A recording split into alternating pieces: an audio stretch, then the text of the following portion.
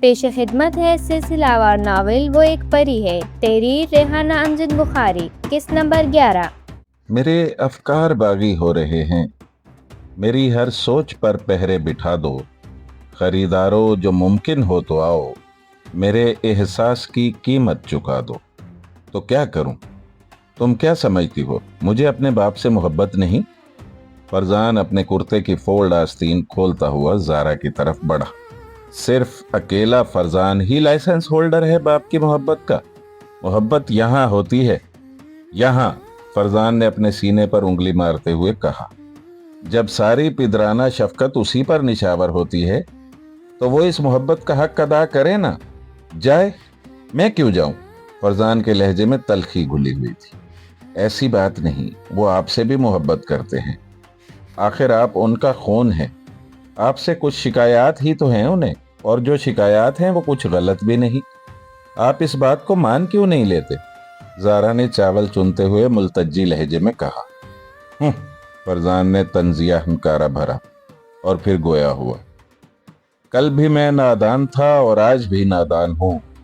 میں مکمل ہو نہیں سکتا کہ میں انسان ہوں، حالانکہ آپ کو یہ کہنا چاہیے تھا میں مکمل ہو نہیں سکتا کہ میں فرزان ہوں۔ زارا نے ماحول کی تلخی کو کم کرنے کے لیے بزلہ سنجی کا مظاہرہ کیا، مگر فرزان کو اس وقت زارا کا یہ شوخ انداز پسند نہیں آیا۔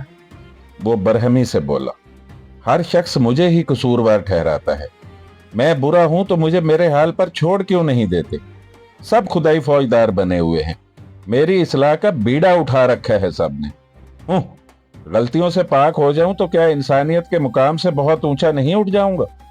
اور تم لوگ مجھے فرشتہ بنانے پر کیوں تلے ہوئے ہو؟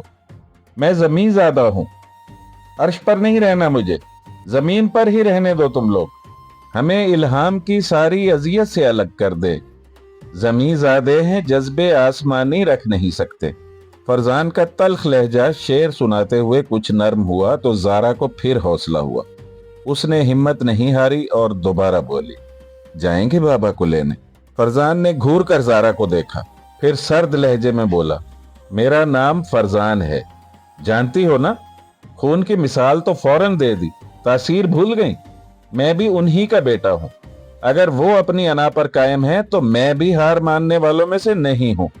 رشتوں، رفاقتوں اور محبتوں میں جب انائیں حائل ہو جائیں تو معافی مانگ لینے یا معاف کر دینے کا لمحہ بہت دور چلا جاتا ہے، پھر اس لمحے تک جاتے جاتے صدیوں کی مسافت طے کرنی پڑتی ہے، تب تک بہت دیر ہو چکی ہوتی ہے، اور میں نہیں چاہتی آپ کو دیر ہو جائے۔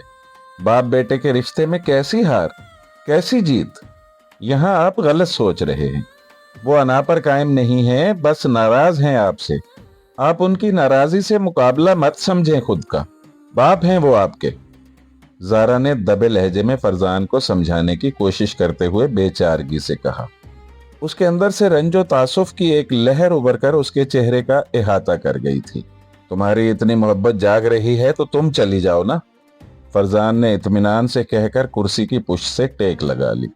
میں تو چلی ہی جاؤں، مگر جو خوشی انہیں آپ کو دیکھ کر ہوگی مجھے دیکھ کر نہیں ہوگی۔ زارا نے کمزور سے انداز میں جیسے آخری کوشش کی، اس کا لہجہ التجائیہ تھا۔ خوشی تو انہیں اذان کو دیکھ کر ہوگی، تمہارے یا میرے جانے سے انہیں کوئی فرق نہیں پڑنے والا۔ اور سنو، تم بھی زیادہ منشی منقع بننے کی کوشش مت کرو، اپنی بکراتی اپنے پاس رکھو، آئندہ مجھے سمجھانے کی کوشش مت کرنا، میں جو بہتر سمجھوں گا وہی کروں گا، انڈرسٹینڈ؟ فرزان نے انگلی اٹھا کر سخت لہجے میں زارا کو ڈانٹتے ہوئے کہا، اور پھر غصے سے پاؤں پٹکتا ہوا باہر نکل گیا۔ زارا ملامت بھری نظروں سے اسے جاتا دیکھتی رہی، پھر ایک ٹھنڈی سانس بھر کر چاول کی پرات اٹھا کے کچن کی طرف بڑھ گئی۔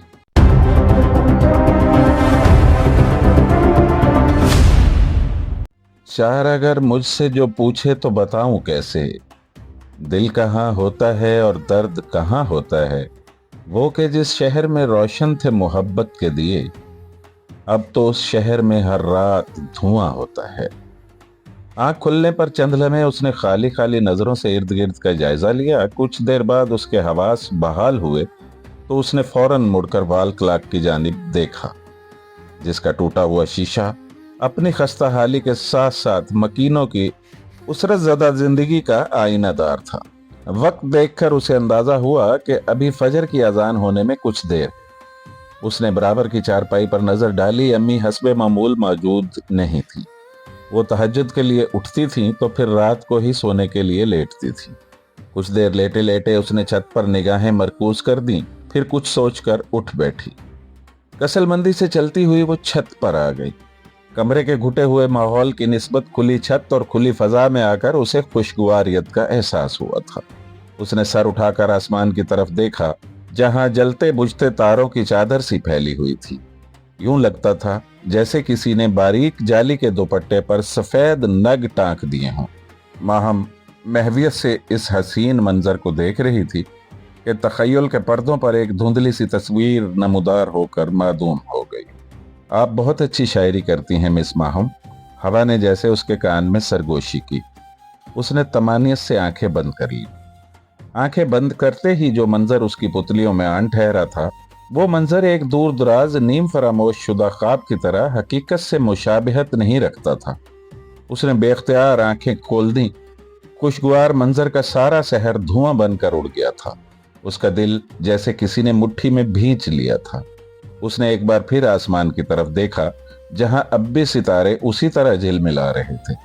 उसने इस बार शिद्दत कर्ब से आंखें भींच ली और उसकी पलकों पर सजे 2 सितारे टूटकर खाक में मिल गए। उसने कदम आगे बढ़ाने चाहे, मगर उसे महसूस हुआ उसके आगे भी दीवार है और पीछे भी दीवार।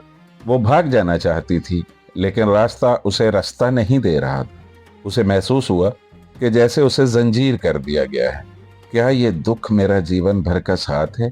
हालांकि मैं तो खुशियों की खोज में हूं। एक मुद्दत से सरगर्दा हूं खोज में उनकी। बीत गए जो रोजो शब नायाब सुनहरे। और ये तो कुदरत का उसूल है। इंसान को किसी न किसी गम का शिकार होना ही पड़ता है। हकीकतों का इंकिशाफ ही इंसान के कर्बो अजियत की इब्तदा है। हासिल लाहासिल हो जाता है। मौत कमजोरी बन जाती है। तवाना वजूद कमजोर और नातवा हो जाता है। आंखों के दीप मध्यम हो जाते हैं। फिक्र के रास्ते मसदूद हो जाते हैं। तब लगता है आगे भी दीवार है और पीछे भी दीवार। और इन दीवारों के साथ बदन की कैद में रहना मुश्किल हो जाता है तो हिसारे ज़ात से बाहर निकलना भी दुश्वार होता है। सिर्फ दुख बाकी रह जाता है और सिवाय दुख के कुछ बाकी नहीं रहता। दुख आंखों को आंसू बख्शता है, लेकिन रोना तो इसी बात का है कि रोने से भी कुछ हासिल नहीं होता। बस कर्ब ही कर्ब, अजियत ही अजियत। और इस अजियत में एक सोज भरी आवाज ने कमी की थी। कुछ ही दूर वाक़े मस्जिद से फजर की अजान की आवाज बुलंद हुई। मुअज्जिन भलाई की तरफ बुला रहा था। ख्वाबीदा लोगों को बता रहा था नमाज नींद से बेहतर है। वो ख्यालों से निकलकर दुपट्टा सर पर डालकर अजान सुनने लगी। आपी अजान खत्म होते ही उसने दुआ पढ़कर मुंह पर हाथ फेरा ही था कि सगीर की आवाज बुलंद हुई। आपी अम्मी कह रही हैं नमाज पढ़कर समोसों और दही बड़ों की तैयारी कर लें। माहूम ने एक नज़र सीढ़ियों पर खड़े सगीर को देखा, ठंडी सांस ली और दोबारा आसमान की तरफ देखने लगी। आसमान के किनारों की स्याही सुर्खी में तब्दील हो रही थी। तारे देखते ही देखते टिमटिमा कर नजरों से ओझल हो गए थे। बादलों के नरम और नाजुक से किनारे के कुछ ही ऊपर धुंधले धुंधले आसमान की ठंडी वसतों में सूरज की पहली किरण रोशनी में हल्के हल्के चमक उठी थी। माहम ने गौर से इस पहली किरण को देखा और सीढ़ियों की तरफ कदम बढ़ा दिए।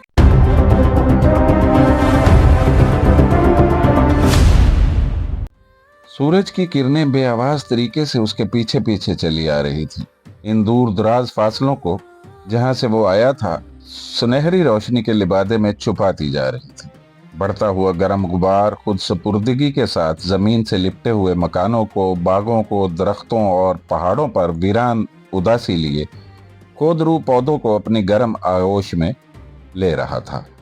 हर चीज पर एक बारीक सी तपिश की चादर छा रही थी।